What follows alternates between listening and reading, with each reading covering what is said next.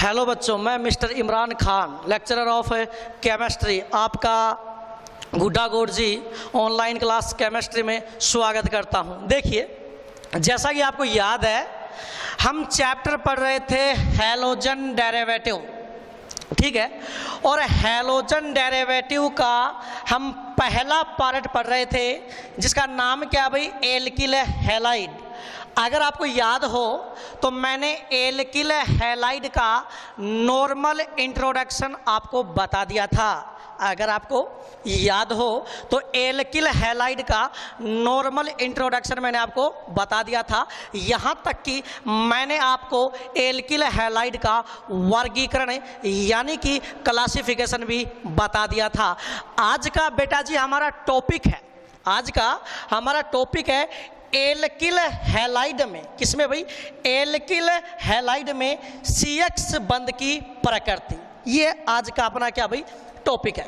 सुनिएगा, मैं आपसे जो क्वेश्चन पूछूं उन क्वेश्चन का आप फटाफट मेरे साथ साथ जवाब देना। आज वाला टॉपिक आपको और भी शानदार तरीके से समझ में आएगा और बहुत ही शानदार टॉपिक है बेटा। बहुत सारी नई नई बातें आपको इसमें सीखने को मिलेंगी। देखिए भाई, एक बात बताओ रे, आप तो मुझे बताओ बेटा, एल्किल हैलाइड को, अरे बोलो, आप तो मुझे ये बताओ बेटा, एल्किल हैलाइड को किससे लिखते हैं, आरक्स से। कि सर ये क्या पूछ रहे हो आप, ये तो बहुत ही जंडू बात है, ये तो सबको ही पता है। बिल्कुल, फिर भी मैं आपको पूछ रहा हूं, आप मुझे बताओ बेटा, एल्किल हैलाइड को किससे लिखते हैं भाई। तो आपने जवाब दिया कि सर एल्किल हैलाइड को आरक्स से लिखते हैं। बहुत अच्छी बात है। अब एक बात बताओ बेटा, एल्किल हैलाइड में ये जो हैलोजन है, एल्किल हैलाइड में ये जो हैलोजन है, ये डायरेक्ट किससे जुड़ता है भाई। तो आपको सर ये डायरेक्ट कार्बन से जुड़ता है। डायरेक्ट किससे जुड़ता है, कार्बन से जुड़ता है। यानी एक बात समझ में आई, दुनिया का चाहे कैसा भी एल्किल हैलाइड हो, देखिए भाई सुनिएगा, मैंने क्या कहा, दुनिया का चाहे कैसा भी एल्किल हैलाइड हो, हर एल्किल हैलाइड में जो हैलोजन परमाणु है वो डायरेक्ट किससे जुड़ेगा, कार्बन से जुड़ेगा। ठीक है, हाँ, ये कार्बन आगे किसी भी समूह के द्वारा जुड़ सकता है भाई। यानी एक बात मैं कह सकता हूं कि दुनिया का चाहे कैसा भी एल्किल हैलाइड हो, उसमें जो हैलोजन है वो डायरेक्ट किससे जुड़ता है, कार्बन से जुड़ता है। और जब हैलोजन कार्बन से जुड़ता है तो ऐसे कंपाउंड को ही तो हम एल्किल हैलाइड कहते हैं। यानी एक बात मैं कह सकता हूं कि दुनिया का चाहे कैसा भी एल्किल हैलाइड हो, हर एल्किल हैलाइड में बेटा ये बॉन्ड होगा, ये बॉन्ड समझ रहे हो ना, कार्बन और हैलोजन के बीच का ये बॉन्ड, इस बॉन्ड को बेटा अपन बोलते हैं CX बॉन्ड। और आज हमें यही चेक करना है कि एल्किल हैलाइड में ये जो CX बॉन्ड होता है, आज हमें यही चेक करना है कि एल्किल हैलाइड में ये जो CX बॉन्ड होता है, ये जो CX बॉन्ड होता है, ये किस प्रकृति का होता है, यानी किस नेचर का होता है। तो सुनिएगा भाई, तो हम इस CX बंध की प्रकृति चेक करेंगे। देखिए, शायद आपको पहले से मालूम भी होगा और नहीं मालूम है तो मैं बता देता हूं। देखिए बेटा, ये जो CX बॉन्ड है, देखिए बेटा, ये जो CX बॉन्ड है, इनको भाई मिटा देता हूं मैं, ध्यान दीजिए। ये जो CX बॉन्ड है, पहली बात तो बेटा ये कैसा बंध है, सहसंयोजक बंध है। यानी कि मैं कह दूं कि ये कोवेलेंट बॉन्ड है। कौन सा बॉन्ड है भाई, कोवेलेंट बॉन्ड है। क्यों कि आप सब जानते हो, इस बॉन्ड के बनने में कार्बन परमाणु ने अपना एक इलेक्ट्रॉन और हैलोजन परमाणु ने अपना एक इलेक्ट्रॉन साझे में लगा रखा है। और इलेक्ट्रॉन की साझेदारी के फलस्वरूप बनने वाले बंध को अपन क्या कहते हैं, सहसंयोजक बंध कहते हैं। तो ये तो बहुत नॉर्मल सी बात है कि सर देखिए, हमारा टॉपिक क्या है, एल्किल हैलाइड में CX बंध की प्रकृति। मैंने आपको बताया है कि एल्किल हैलाइड को हम आरक्स से लिखते हैं और एल्किल हैलाइड में जो हैलोजन है वो डायरेक्ट किससे जुड़ता है भाई, कार्बन से जुड़ता है। किससे जुड़ता है भाई, डायरेक्ट कार्बन से जुड़ता है। बहुत अच्छी बात है। ये लो हैलोजन डायरेक्ट किससे जुड़ता है, कार्बन से जुड़ता है। यानी दुनिया का चाहे कैसा भी एल्किल हैलाइड हो, हर एल्किल हैलाइड में कौन सा बॉन्ड होगा बेटा, CX बॉन्ड। और हम जानते हैं कि ये जो CX बॉन्ड है पहले से हम जानते हैं कि ये CX बॉन्ड पहले से किस प्रकृति का होता है, सहसंयोजक प्रकृति का होता है, क्योंकि ये जो बॉन्ड है ये कार्बन और हैलोजन के एक एक इलेक्ट्रॉन की साझेदारी के फलस्वरूप बना हुआ है। बहुत अच्छी बात है। लेकिन देखिए बेटा, एक बात बताओ, हम CX बॉन्ड की बात कर रहे हैं ना, किसकी बात कर रहे हैं भाई? CX बॉन्ड की बात कर रहे हैं, यानी CX बंध की बात कर रहे हैं। तो आप मुझे एक बात बताओ, आपके पास एक तो क्या है कार्बन और एक क्या आपके पास है हैलोजन, ठीक है। एक तो आपके पास क्या है कार्बन और एक क्या है आपके पास हैलोजन। और हम जानते हैं, वी नो डैट, चूंकि हम जानते हैं कि, और हम जानते हैं कि बेटा क्या जानते हैं कि जो हैलोजन परमाणु है उसकी विद्युत ऋणात्मकता, और आप सब जानते हो 11th में मैंने विद्युत ऋणात्मकता को काफ़ी डिटेल से पढ़ा रखा है, जिसको इंग्लिश में अपन इलेक्ट्रॉन नेगेटिविटी बोलते हैं। तो सुनिएगा, देखिए ये क्या भाई CX बॉन्ड है, ये क्या है भाई CX बॉन्ड है। एक बार मैं इसको सुंदर सा लिख देता हूँ, क्योंकि सुंदर लिखना आपको और हमको बहुत अच्छा लगता है भाई। ये CX बॉन्ड है, ठीक है। तो CX बॉन्ड में दो चीज़ है, एक तो कार्बन और दूसरी क्या है हैलोजन। और हम जानते हैं कि बेटा जो कार्बन है, हम जानते हैं कि बेटा जो हैलोजन है उसकी विद्युत ऋणात्मकता, En का मतलब क्या भाई मैं लिख देता हूं, En का मतलब क्या है विद्युत ऋणात्मकता, विद्युत ऋणात्मकता। जो हैलोजन है उसकी विद्युत ऋणात्मकता कार्बन की विद्युत ऋणात्मकता से, कार्बन की विद्युत ऋणात्मकता से अधिक होती है। और विद्युत ऋणात्मकता का मतलब क्या होता है भाई, यानी इलेक्ट्रॉन नेगेटिविटी का क्या मतलब होता है? इलेक्ट्रॉन नेगेटिविटी का मतलब होता है बेटा जो बांध के इलेक्ट्रॉन हैं, जो बॉन्ड के जो इलेक्ट्रॉन हैं उनको अपनी ओर अट्रैक्ट करने की क्षमता क्या कहलाती है बेटा? विद्युत ऋणात्मकता। बताइए भाई, विद्युत ऋणात्मकता की क्या परिभाषा होती है? तो विद्युत ऋणात्मकता की परिभाषा होती है बंधित इलेक्ट्रॉन युग्म को, बंधित इलेक्ट्रॉन युग्म को अपनी ओर आकर्षित करने की क्षमता क्या कहलाती है? विद्युत ऋणात्मकता। और हम जानते हैं हैलोजन परमाणु की विद्युत ऋणात्मकता हमेशा, हैलोजन चाहे फ्लोरीन हो, हैलोजन चाहे क्लोरीन हो, और हैलोजन चाहे ब्रोमीन हो, और हैलोजन चाहे आयोडीन हो, हैलोजन परमाणु की विद्युत ऋणात्मकता कार्बन परमाणु की विद्युत ऋणात्मकता से हमेशा क्या होती है? अधिक होती है। इसका मतलब ये हुआ, इस CX बॉन्ड को अगर आप ध्यान से देखो तो एक तरफ कौन है? कार्बन है, और एक तरफ क्या है? हैलोजन है। और हमने जान लिया कि हैलोजन परमाणु की विद्युत ऋणात्मकता ज़्यादा है और कार्बन परमाणु की विद्युत ऋणात्मकता कम है। तो आप बताइए इस CX बॉन्ड के इलेक्ट्रॉन कार्बन से हैलोजन की तरफ जाएंगे या हैलोजन से कार्बन की तरफ? जरा बताना भाई, बोलो। हाँ क्या?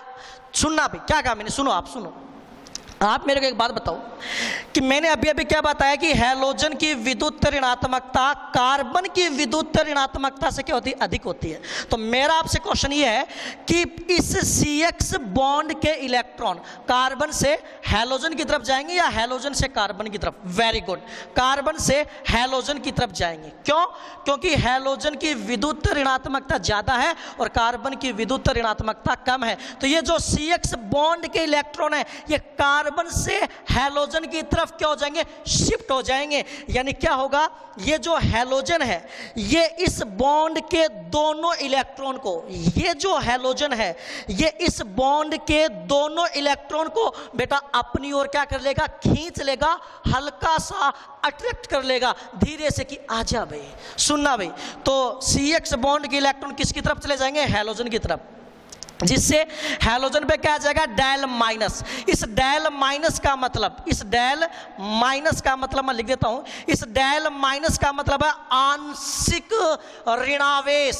ये बिंदु लगाना मत भूल जाना भाई, आंशिक ऋणावेश। बहुत अच्छी बात है। और कार्बन परमाणु पे क्या आ जाएगा भाई? Del plus. और इसको मैं क्या बोलूंगा भाई? आंशिक धनावेश। क्या बोलूंगा भाई?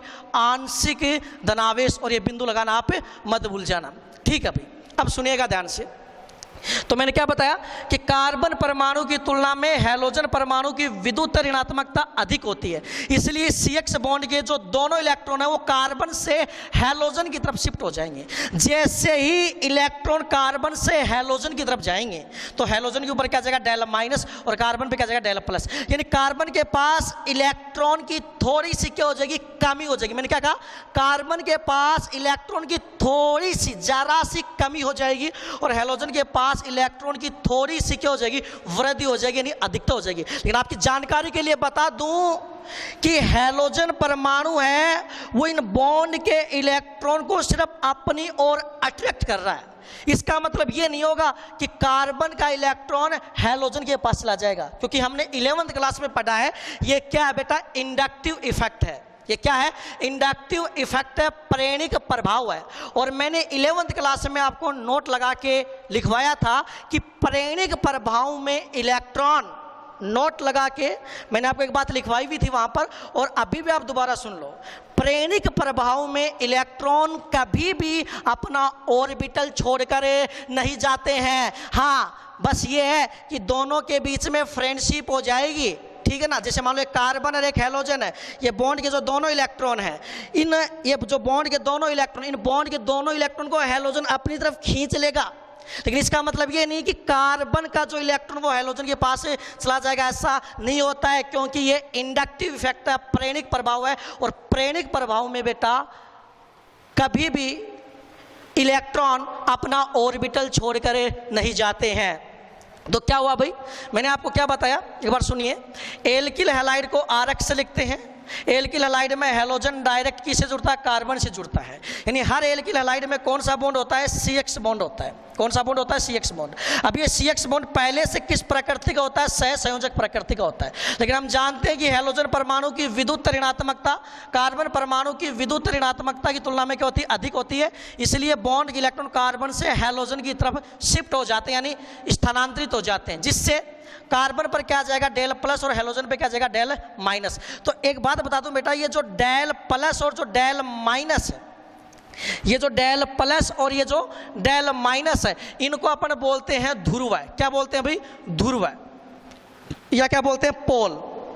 क्या बोलते हैं भाई, ध्रुव, या क्या बोलते हैं भाई, पोल बोलते हैं। तो देखो बेटा ये क्या बन गया, इधर भी एक पोल बन गया और इधर भी एक पोल बन गया। यानी कुल मिला के मैं कह सकता हूं कि एल्किल हैलाइड एक डाइपोल होता है। देखो एक पोल ये रहा, एक पोल ये रहा, तो हर एल्किल हैलाइड एक डाइपोल, पोल पोल, दोबारा बोल, पोल पोल, डाइपोल। तो हर एक एल्किल हैलाइड डाइपोल की तरह व्यवहार प्रदर्शित करता है। लेकिन फिर भी मैं आपको बता दूं, हम तो CX बंध की प्रकृति के बारे में चर्चा कर रहे थे, तो ये CX बंध पहले से सहसंयोजक प्रकृति का होता है। लेकिन जैसे ही कार्बन पे डेल प्लस आया और हैलोजन पे डेल माइनस आया, ये डेल कार्बन पे डेल प्लस आना और हैलोजन पे डेल माइनस आना इस बात का सबूत है कि ये जो CX बंध है ये केवल सहसंयोजक ही नहीं होता है, सहसंयोजक होने के साथ साथ ध्रुवीय भी होता है। बताओ, अगर इन दोनों परमाणुओं की विद्युत ऋणात्मकता अलग अलग नहीं होती और समान होती तो क्या ये सहसंयोजक बंध ध्रुवीय प्रकृति का होता, क्या नहीं होता। लेकिन ये CX बंध सहसंयोजक होने के साथ साथ ध्रुवीय प्रकृति का भी है। इसका रीजन ये है कि कार्बन और हैलोजन दोनों परमाणुओं की विद्युत ऋणात्मकता का मान क्या होता है, अलग अलग होता है। तो आपको ये तो मैंने पूरा डिटेल में समझाया है। आप तो सिर्फ इतना याद कर लो कि एल्किल हैलाइड में जो CX बंध है वो ध्रुवीय सहसंयोजक प्रकृति का होता है। सिर्फ सहसंयोजक प्रकृति का नहीं होता है, ध्रुवीय सहसंयोजक प्रकृति का होता है। बिल्कुल। देखिए भाई, एक बार मैं इनको मिटा रहा हूं, मैं सिर्फ आपको वो बात बता रहा हूं जो आपको डायरेक्ट याद करनी है, जो आपको एनी टाइम मुंह जुबानी याद रखनी है। अरे बहुत ही आसान सी बात है, बिल्कुल भी टेंशन लेने की जरूरत नहीं है।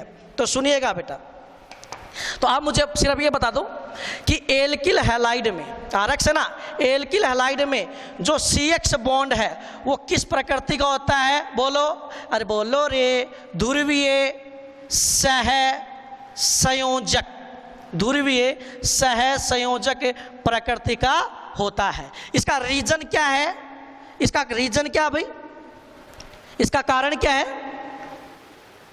अब बोलो रीजन क्या है? रीजन ये है क्योंकि कार्बन और हेलोजन दोनों परमाणुओं की विद्युत ऋणात्मकताओं का मान क्या होता है बेटा? अलग अलग होता है। ठीक है, वेरी गुड। तो ये लो बेटा, ये मैंने क्या बना दिया भाई? CX bond. तो इसको मैं क्या बोलूँगा भाई? ये CX बॉन्ड है। और अभी अभी मैंने बताया कि बताओ बेटा, ये जो CX बॉन्ड है, ये जो CX बॉन्ड है, ये किस प्रकृति का होता है? ध्रुवीय, अरे बोलो, सहसंयोजक प्रकृति का होता है। ध्रुवीय सहसंयोजक प्रकृति का होता है। रीजन क्या है? कार्बन और हेलोजन दोनों परमाणुओं की विद्युत ऋणात्मकताओं का मान अलग अलग होता है। कार्बन की कम, हेलोजन की ज्यादा। तो बॉन्ड के इलेक्ट्रॉन कार्बन से हेलोजन की तरफ, जैसे ही इलेक्ट्रॉन कार्बन से हेलोजन की तरफ शिफ्ट होंगे तो कार्बन पे डेल प्लस आएगा, हेलोजन पे डेल माइनस आएगा। यानी कार्बन पर आंशिक धनावेश और हेलोजन पर कार्बन पर आंशिक धनावेश और हेलोजन पर आंशिक ऋणावेश उत्पन्न हो जाएगा। आगे बात समझ में? अरे कोई दिक्कत वाली बात है क्या? कोई दिक्कत वाली बात नहीं है। अब आज के बाद में एक बात मैं नोट लगा के बता देता हूँ। देखिए, मैं आपको एक बात बता रहा हूँ, आप चाहो तो CX बॉन्ड को ऐसे लिख देना। जब भी मैं आपसे कहूं कि बेटा CX बॉन्ड लिखो, आप चाहो तो CX बॉन्ड को ऐसे लिख देना, या आप चाहो तो डायरेक्ट ऐसे लिख देना CX बॉन्ड। लेकिन एक बात दिमाग में सेट कर लो, एल्किल हैलाइड में जो CX बॉन्ड होता है वो ध्रुवीय सहसंयोजक प्रकृति का होता है। उसका रीजन ये है क्योंकि कार्बन और हेलोजन दोनों परमाणुओं की विद्युत ऋणात्मकताओं का मान क्या होता है बेटा? अलग अलग होता है। और एक बात बता देता हूं, ये बॉन्ड ध्रुवीय सहसंयोजक प्रकृति का है। इसका मतलब ये है, आज के बाद में जब भी मैं कह दूं अरे बेटा एल्किल हैलाइड में CX बंध किस प्रकृति का होता है, आप क्या बोलोगे? ध्रुवीय सहसंयोजक प्रकृति का होता है। इसका मतलब जैसे ही आप ये बोलो ध्रुवीय सहसंयोजक प्रकृति का, इसका मतलब कार्बन पे डेल प्लस और हेलोजन पे डेल माइनस। आगे बात समझ में? कोई दिक्कत है क्या? कोई दिक्कत वाली बात है नहीं है। और यही एक रीजन है, क्या रीजन है कि एल्किल हैलाइड में ये जो CX बॉन्ड है, एल्किल हैलाइड में ये जो CX बॉन्ड है, ये ध्रुवीय सहसंयोजक प्रकृति का होता है। इसीलिए एल्किल हैलाइड आगे बहुत सारी रासायनिक अभिक्रियाएं प्रदर्शित करता है। अरे आगे क्या बात समझ में? तो एक छोटी सी बात दिमाग में सेट कर लो कि एल्किल हैलाइड में CX बॉन्ड ध्रुवीय सहसंयोजक प्रकृति का होता है। बहुत अच्छी बात है भाई। ठीक है, अब एक छोटा सा टॉपिक और मैं बीच में आपको पढ़ा रहा हूँ, सिर्फ एक छोटी सी बात ये याद कर लो। कई बार बोर्ड एग्जाम में तो, अरे बोर्ड एग्जाम में तो बहुत ही झंडू क्वेश्चन आते हैं। बोर्ड एग्जाम में यदि आपसे कोई पूछ ले कि एल्किल हैलाइड में CX बॉन्ड किस प्रकृति का होता है? ध्रुवीय सहसंयोजक प्रकृति का होता है। क्यों? क्योंकि कार्बन और हेलोजन दोनों परमाणुओं की विद्युत ऋणात्मकताओं का मान बेटा अलग अलग होता है। एक छोटा सा टॉपिक देखिए, इसी के अंदर है एक बहुत ही प्यारा सा लवली टॉपिक, ठीक है ना? और बोर्ड एग्जाम में डायरेक्ट पूछ रहे थे, इसलिए मैं यहां पर आपको बता रहा हूं भाई। टॉपिक अपना है CH3Cl। अरे बोलो, अरे सर ये तो आप वाला फेवरेट एग्जाम्पल है, मैथिल क्लोराइड का कक्षीय आरेख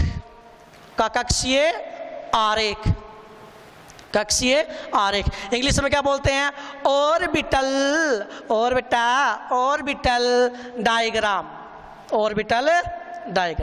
देखिए, जब भी आप किसी भी कंपाउंड का, आपको ये तो पता चल गया ना भाई टॉपिक क्या अपना, मेथिल क्लोराइड का कक्षीय आरेख। देखिए, हालांकि 11th में मैंने आपको कक्षीय आरेख बहुत ज़्यादा डिटेल में समझा रखे हैं, बिल्कुल भी आपको टेंशन लेने की जरूरत नहीं है, लेकिन फिर भी मैं आपको दोबारा बता रहा हूँ। देखिए, सबसे पहला काम, आपको जिस भी कंपाउंड का ऑर्बिटल डायग्राम अथवा कक्षीय आरेख बनाना है उसका फॉर्मूला लिख लो। बोलो क्या है? CH3Cl।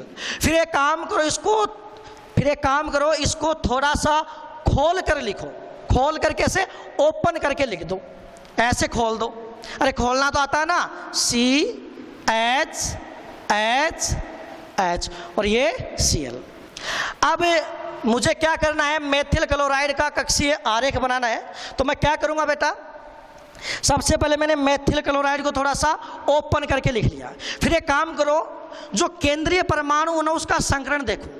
तो आपको पता है इस कार्बन के चारों ओर क्या है, सिंगल बॉन्ड है, तो इसका संकरण क्या होगा, sp3। और संकरण तो बेटा आपके रोम रोम में बसा हुआ है। अरे हाइब्रिडाइजेशन नहीं आता तो केमिस्ट्री में कुछ भी नहीं आता। तो एक बात बताओ रे, इस कार्बन का संकरण क्या है, sp3। इसका मतलब क्या है, इस कार्बन के 4, कितने भाई देखो ना, 1 2 3 4, इस कार्बन के 4 sp3 संकरित कक्षक, sp3 संकरित कक्षक, इस कार्बन के 4 sp3 संकरित कक्षक, जिनमें से 3 तो बोलो, 3 तो हाइड्रोजन के वैलेंस कक्षक के साथ, अरे बोलो किसके साथ, वैलेंस कक्षक के साथ कौन सा समाक्षीय अतिव्यापन करेंगे। और जब समाक्षीय अतिव्यापन होगा तो कौन सा बॉन्ड बनेगा, सिग्मा। तथा एक क्लोरीन के पी कक्षक के साथ, बोलो कौन सा, समाक्षीय। मजा आता समाक्षीय अतिव्यापन करने में, बहुत ही अच्छा होता है समाक्षीय अतिव्यापन। पी कक्षक के साथ समाक्षीय अतिव्यापन करेगा, जिससे क्या बनेगा, सिग्मा बॉन्ड। तो आप देखो ना यहाँ पर 4 सिग्मा बॉन्ड है, 1 sigma 2 sigma 3 sigma 4 sigma. 1 sigma तो बनेगा कार्बन के sp3 और हाइड्रोजन के 1s के बीच में, ये भी। दूसरा भी कार्बन के sp3 और हाइड्रोजन के 1s के बीच में। तीसरा भी कार्बन के sp3 और हाइड्रोजन के 1s के बीच में। लेकिन चौथा कार्बन के sp3 लेकिन क्लोरीन के p कक्षक के बीच में बनेगा। तो यहाँ पर मैं क्या बना रहा हूँ भाई, कक्षीय आरेख। हाँ एक बात बताओ रे, कक्षीय आरेख जब भी बनाएंगे तो आपको क्या चाहिएगा, संकरित कक्षक। और संकरित कक्षक को कैसे लिखते हैं भाई, मैंने आपको बताया था। संकरित कक्षक, ये कौन है बेटा, संकरित कक्षक। कई बुकों में ऐसा लिखते हैं, कई बुकों में संकरित कक्षक को ऐसा भी लिखते हैं, समझ गए ना। ये भी संकरित कक्षक और ये भी क्या है, संकरित कक्षक। लेकिन आजकल की बुकों में ज़्यादातर ऐसे लिख देते हैं, ठीक है। और मैंने आपको बताया था कार्बन के जो 4 sp3 संकरित कक्षक हैं, उनमें से 3 तो हाइड्रोजन के वैलेंस कक्षक के साथ समाक्षीय अतिव्यापन करेंगे और 1 क्लोरीन के p कक्षक के साथ समाक्षीय अतिव्यापन करेगा, यानी 4 सिग्मा बंध बनेंगे। अब आपको कक्षीय आरेख बनाना कैसे है वो देखो आप। मैंने आपको 11th में वेस्पर थ्योरी में भी और वीबीटी में भी एक बात समझा रखी है, और वो बात मैंने आपको ये बताई थी कि संकरित कक्षक त्रिविम में अपने आप को इस प्रकार से व्यवस्थित करेंगे ताकि उनके बीच में प्रतिकर्षण कम से कम लगे। तो बताओ बेटा, हमें कार्बन के कितने संकरित कक्षक बनाने हैं, 4।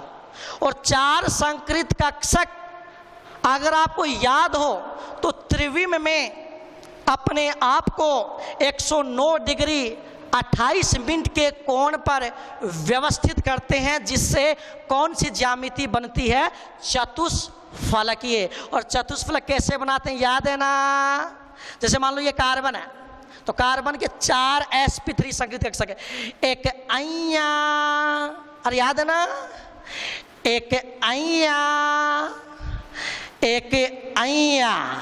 अरे कोई दिक्कत है क्या, मैं थोड़ा इधर बना देता हूँ भाई, थोड़ा सा इधर बना देता हूँ, इनको हटा दो भाई, ठीक। ये बात तो याद होगी ना तुम्हारे।